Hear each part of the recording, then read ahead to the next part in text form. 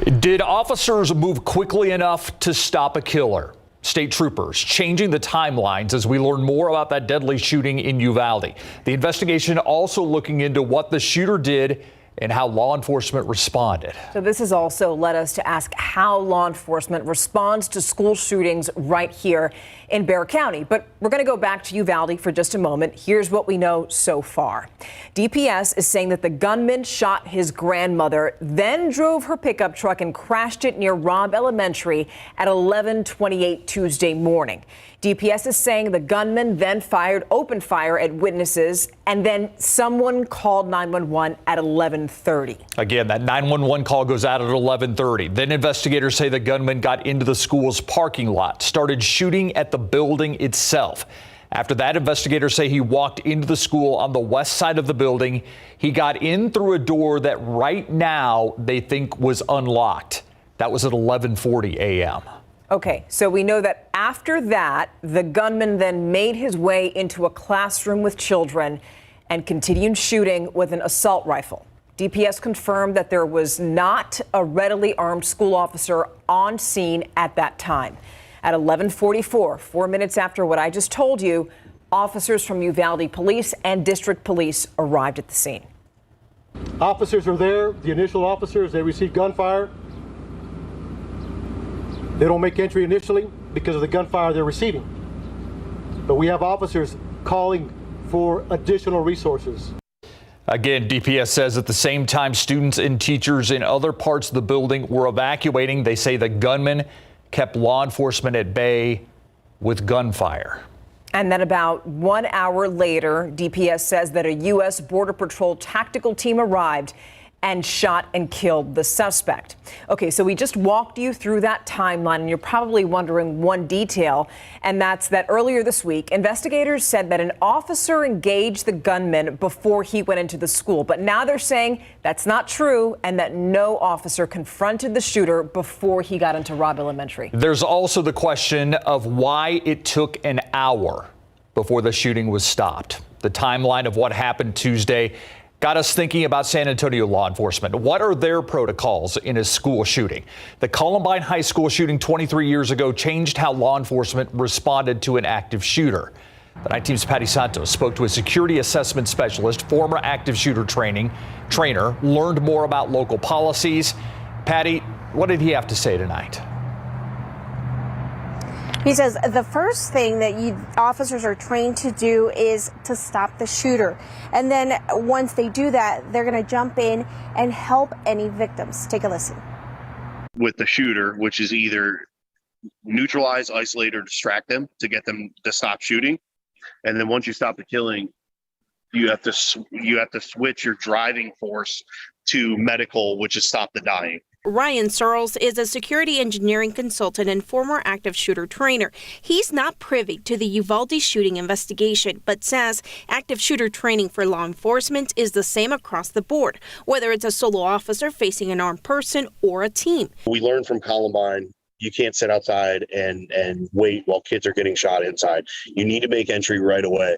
The Bexar County Sheriff's Office and SAPD policy reflects this practice. Deputies and officers are required to have their body armor on and weapons ready as they go into the building, but they also have to be prepared to change course. Active shooter can change very quickly from an active shooter to a barricaded suspect, as long as they make entry in a room and they're barricaded and no shots are fired.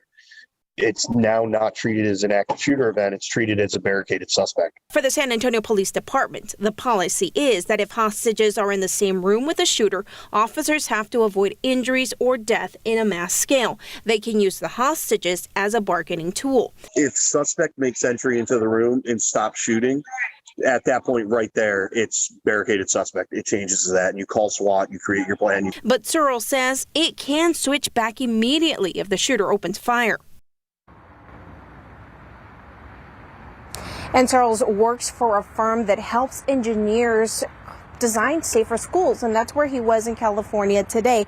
And he says every district tonight needs to look at their safety protocols. They need to look at how safe are the doors. Do they have a glass that is covered in a ballistic coating? And is the staff, are the officers properly trained? Steve, Stefania? Patty, thank you. Just one day after the school shooting in Uvalde, police say that a student made a threat at a school in Seguin. Officers say that parents need to know that they're going to investigate any threatening statements, even if they're said in jest. In this case, 19-year-old Joel Plasencia is charged with one count of making a terroristic threat.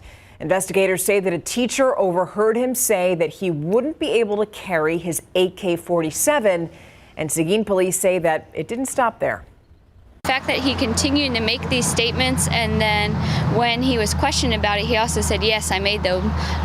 It all added together of, this isn't something to joke about. This is something we're going to take very seriously. So police arrested Plasencia last night at his home. Although investigators say there's currently no threat, police continue to increase law enforcement in and around Seguin ISD schools. There will be more visits to Uvalde. Tomorrow, Governor Greg Abbott expected to hold another news conference at Uvalde High School. An update on the investigation expected then. As scheduled for 3:30 in the afternoon. You can tune into KSAT 12 for the latest. Then on Sunday, President Joe Biden and First Lady Jill Biden are set to visit Uvalde. The visit will come less than 2 weeks after they traveled to Buffalo, New York, after the mass shooting there. Remember their names. We want to continue to highlight the victims in the Uvalde school shooting. We've learned the name of 3 more students tonight killed in the deadly shooting at Robb Elementary. Nevaeh Bravo, Alexandria Rubio, and Tess Mata. That leaves 5 of the 19 children still officially unidentified. A memorial outside the elementary school in Uvalde continues to grow. A state trooper told us a local man created the 21 crosses that now honor the victims. It's especially moving to George Rodriguez, who came here to place flowers and balloons in memory of 2 relatives lost to the violence. His 10-year-old step-grandson, Jose Flores, who he described as a happy-go-lucky boy. Full of life. It was my life, and I die with him. And I pray for to be in heaven, and all the children. Stop this violence. He also honored his niece's 10-year-old daughter. Her name is Eliana Torres. Both children were in the same classroom when they were killed. Another family now mourning a second loss since the shooting. Irma Garcia, one of the teachers killed while trying to protect her students in Uvalde on Tuesday. Today, we learned her husband passed away due to a heart attack. A relative says it was due to grief. The Night Team's John Paul Barajas joins us from Uvalde tonight, where he attended a mass dedicated to the Garcia family. John Paul, this is the second mass here at Sacred Heart Church in 3 nights. What was the mood? What were people saying? Steve, heartbreak. I said it on Tuesday when we were here. It's just emotional as this second mass was ending. One of the younger Garcia children nearly fainted as she was walking out the doors. Her family quickly got her out, got her some food, and she seemed okay as she left. The family understandably didn't want to speak to us on camera, but the church did. And they said the Garcia family was an active part of this church here. The first day was for the parents to lose a child.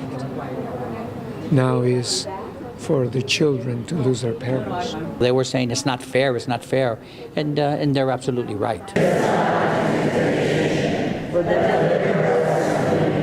Edema and Joe Garcia were married 24 years, according to her teacher biography. They leave behind 4 kids, the youngest in 7th grade, the oldest a Marine at boot camp. 3 of them were prayed over in front of the altar. Father Eduardo Morales of the Sacred Heart Church tells us he knew the Garcias well.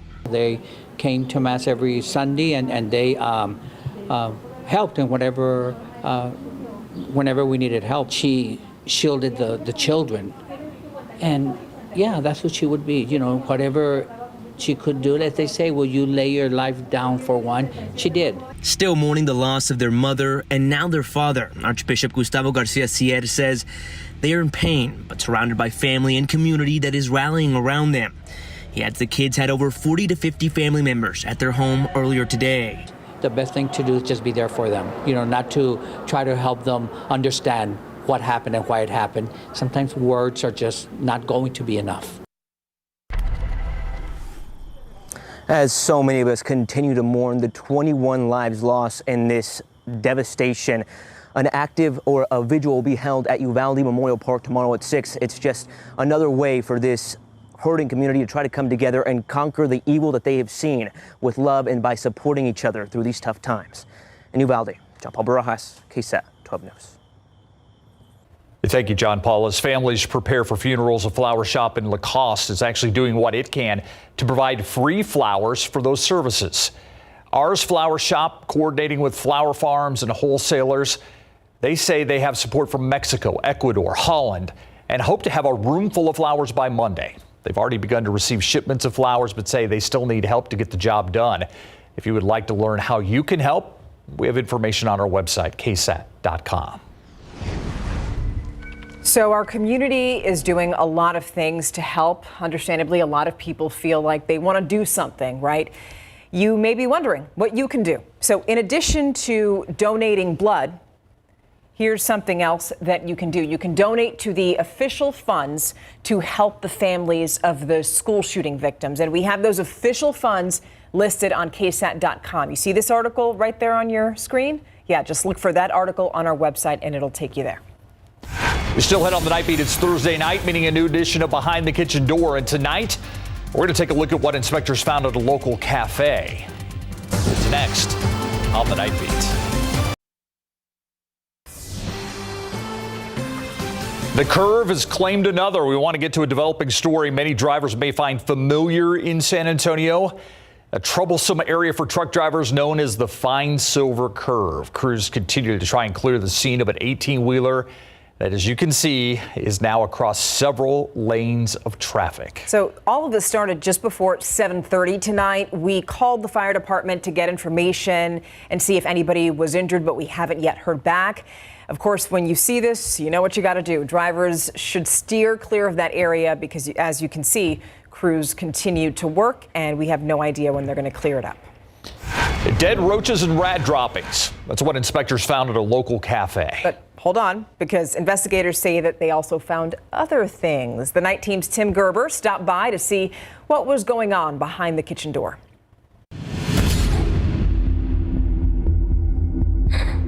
Our first stop this week takes us to the west side, where inspectors found multiple violations at the Old Highway 90 Cafe located in the 600 block of Old Highway 90. When inspectors stopped by April 7th, they found multiple dead roaches throughout the facility and rat droppings in the water heater closet. The cold hold unit wasn't keeping items cold enough. It should be a minimum of 41 degrees, but egg yolks showed a temperature of 54 degrees. Employees were seen touching raw meat and then using a utensil to serve ready-to-eat food without washing their hands. Another employee observed touching ready-to-eat tortillas after touching a dirty rag. Cafe also written up for a repeat violation for multiple holes in the wall throughout the facility. They were ordered to make repairs with approved materials, the inspector noting cardboard may not be used. I stopped by this week to see if the repairs had been made. Have you guys repaired the holes in the walls? Oh yeah, I fix everything. Employee Carlos Chacon showed me the work was ongoing. I need a painting. I'm not finished right now, but still working on it. Yeah. Inspectors gave the cafe a barely passing score of 72. They have until July 6th to finish the repairs. Fajita Taco Place number 3 in the 1800 block of Thompson Place came in with a score of 80. On April 15th, the inspector found eggs on the prep line were 72 degrees. That's well over the recommended temperature of 45. Charro beans from the previous day were thrown out because they were no longer safe to eat. Unidentified pest droppings were also found in the kitchen prep area. The corrections need to be made by July 14th. That's what's behind the kitchen door. Tim Gerber, KSAT 12 News. You can catch Tim's reports on Thursday nights right here on the Nightbeat. Several restaurants, we also have to mention, got perfect scores. And to see which one of them did well, you can hold up your camera phone to this QR code to the left side of your screen, and it's going to take you to our perfect scores database on KSAT.com. Take a live look outside with Sky 12 tonight, 82 degrees. The Sky 12 flies over downtown. Definitely warming up. Yeah, warming up. You know, earlier this morning we actually felt a bit cool. I mean, parts of the hill country got down into the upper 40s and 50s, and even here in San Antonio, we started the day at 59. But then reality set back in. 97 tomorrow, 98 Saturday and Sunday. Wouldn't surprise me if we hit 100 degrees Saturday and Sunday. And then Monday, Memorial Day, 95 is what we're expecting. Above average, but below record-breaking territory. We also could use some more rain. Look, I'm grateful for what we had earlier this week in terms of rain. Let's take a look at this graphic. Now, this is the percent of normal precipitation over the past 30 days. So, for example, San Antonio, 54%. We've had about half our average precipitation over the past 30 days. But you look at Del Rio, over 100%, so well above average. Even Cotulla, well above average at 113%, their 30-day average. And that's where we've seen the most improvement in our drought monitor, updated today, of course. Dimmitt, LaSalle, McMullen counties, even down into Webb County, now considered severe drought, this orange color, but used to be exceptional drought, which is this darker maroon color. So we have had some improvements and do have at least some good news out there in terms of the drought, but still exceptional drought off to the west and north of San Antonio, there into the hill country, and even basically Uvalde to Lakey to Kerrville to Comfort, Bandera, almost Pipe Creek. But this does not take into account the rainfall that we had Tuesday night. That's beyond the cutoff for the data analysis, and then it's issued on Thursday. So hopefully we'll have some improvements next week. Activity right now, same system that gave us our rain and our cold front on Tuesday. That's now moving through basically to the East Coast, moving through the Great Lakes toward the East Coast. Another system coming on shore in the Pacific Northwest. That's going to be kept out of our area because our infamous foe here, the big blue H, that's settling in for several days, so a sunny stretch. Let's talk temperatures again. 59 this morning officially. That's 10 degrees below average, then 96 this afternoon. Now, widespread 70s and 80s. Hondo 82, Pleasanton 85. 75 right now in Bulverde. Canyon Lake still 81. Rio Medina 77. By tomorrow morning, right near average. Upper 60s for most of us, some mid 60s in the hill country. Bandera, for example, at 66, along with New Braunfels. By tomorrow afternoon, we're back into the 90s, 98 on the south side of town, even the west side about 98 near Port SA. Meanwhile, 97, I think, across a good portion of San Antonio. Wall-to-wall sunshine tomorrow. Here's your KSAT 12-hour forecast. Nothing but sunshine. South-southwesterly wind at about 5 to 10 miles per hour. 90 by the noon hour. 97 the high temperature. Nice thing is the humidity is going to drop off for the hottest part of the day. Saving grace will be a bit of a wind Sunday and Memorial Day, but you can see nothing but sunshine. Really quickly, if you're going to the Bay or beach, it's going to be windy and choppy, that's for sure. Along the bays, seas on the beach side, 4 to 5 feet most of the weekend. All right, Adam, thank you. All right, if you maybe want to tailgate the UTSA game, some vital information. Yes, we got the kickoff times, right? Well, not all of them, but some of them right now, so you can plan accordingly as we get ready to kick off the 2022 college football season. Those times announced, we'll have those for you, including a big one, and also the Cowboys continue to mourn. Coming up.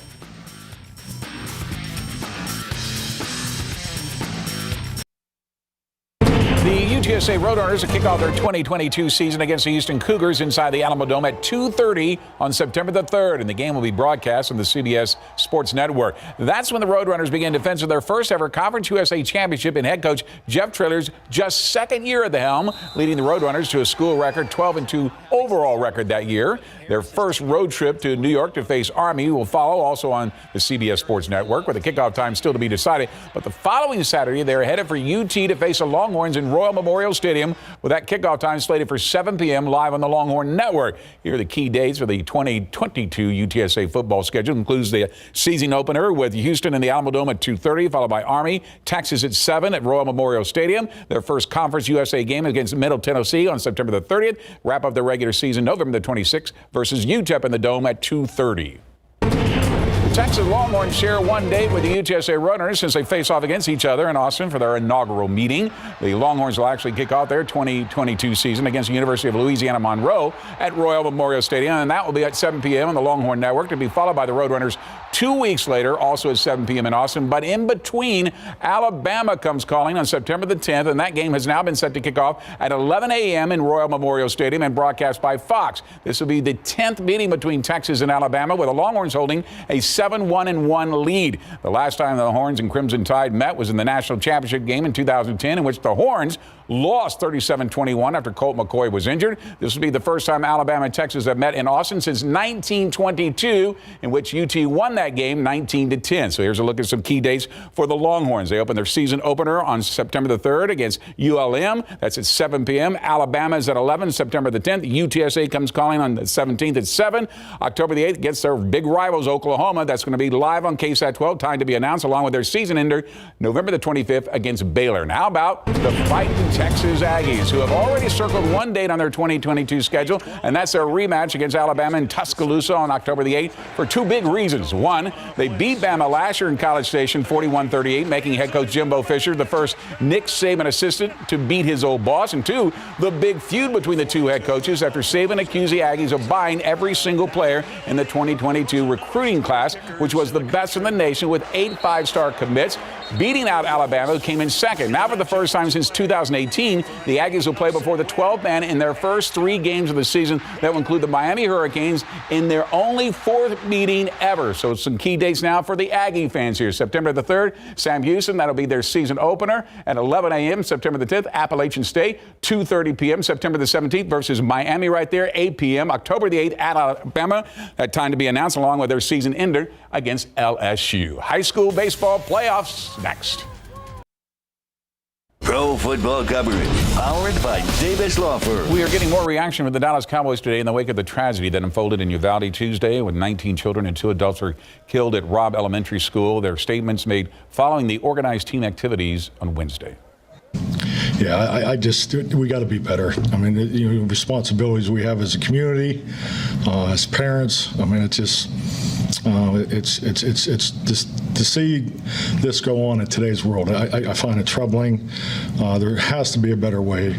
We know there's a better way, and we need to do the things, to make it better. To not to protect the future of our communities. It's just, it's tragic. I want to, send my deepest condolences to the family and loved ones. I mean, it's hard to speak on an incident like this because, we have an opportunity to, gather to try to make change, but I feel like this is something that's been happening, for weeks on and weeks on. I mean, I don't know how something like that doesn't impact everyone. I don't care if you're an athlete or not.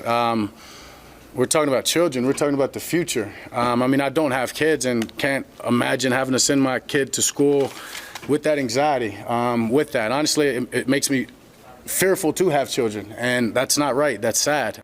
Game 1 of UIL Class 3A regional semifinal at UTSA tonight. Blanco taking on Bishop. Panthers down 1-0. Top of the 3rd, but after a couple of wild pitches, they bring the tying run to third base. Devin Newsom then drives Cameron Anderson home with the RBI ground out, and we've got us there as a tie ball game at 1-1. But Bishop responds with an RBI single in the bottom of the frame. The Badgers pull away, outscoring the Panthers 7-2 over the final 4 innings. Bishop takes Game 1 by a final of 8-3. Game 2 is Saturday afternoon, and the Golden State Warriors, as expected, advancing to the NBA Finals by beating the Dallas Mavericks tonight and eliminating them in Game 5. In a year where I don't think anybody expected the Warriors to be the team from the West. Ew. Yeah. Thanks, Greg. We're back in 2 minutes. Obviously, the shooting in Uvalde is a story that continues to develop day by day. Our mission here is to bring you the very latest. For all the up-to-date information, you can scan this QR code. It's going to take you to everything that we know so far.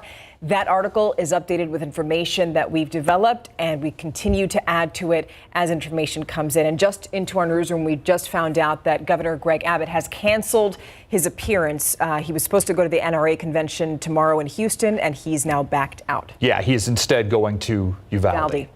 That does it for the Nightbeat. Don't forget Good Morning San Antonio at 4:30. Have a good night.